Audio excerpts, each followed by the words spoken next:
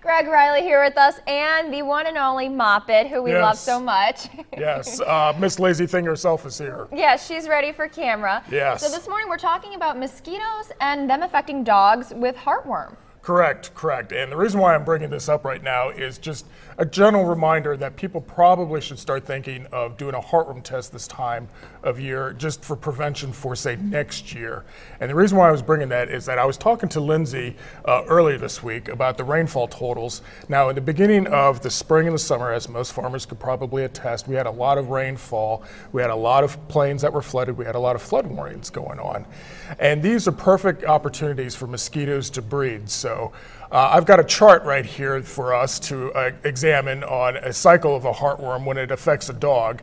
So basically what happens is that you have a mosquito that will have something called microfilariae, okay? And that's basically a big fancy word for, say, baby heartworms, all right? And what it will do is that this mosquito will have the microfilariae in it, and it will bite a dog and draw the microfilariae inside the dog, inside the mosquito. It'll fly around, and then once the mosquito is ready to feed again, it'll bite, say, a dog that's not protected with heartworm preventive, say, like Miss Moppet, and that's how the cycle of the heartworm continues. Okay, so if you get your dog tested and they are tested positive for heartworm, what are some of the treatments? Because heartworm can become a major problem.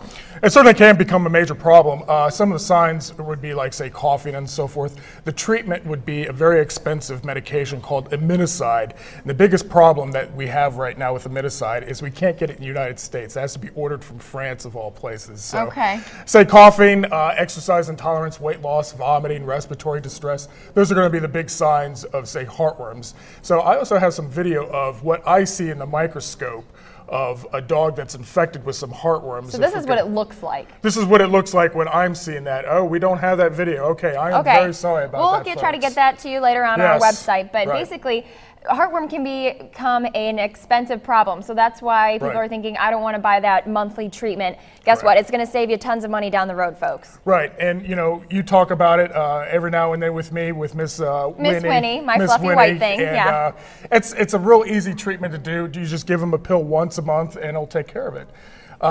The big thing that you probably really want to take in consideration is what the weather is doing, obviously.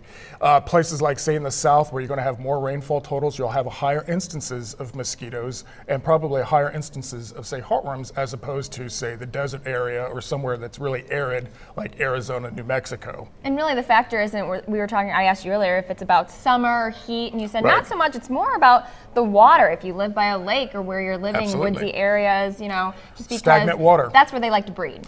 Where they breed, so if you have, like, say, buckets with rainwater in it, you may want to dump them out. Certainly tires are a good place for mosquitoes to breed, and even your gutters. So, you know, just if you take care of those few little things, you should greatly reduce the chances of, one, mosquitoes being around your house, and two, your dog being infected by heartworms. Okay, sounds good. Well, if you have any questions for Greg Riley, we have a number right there for you on the screen if you want to get in touch with him.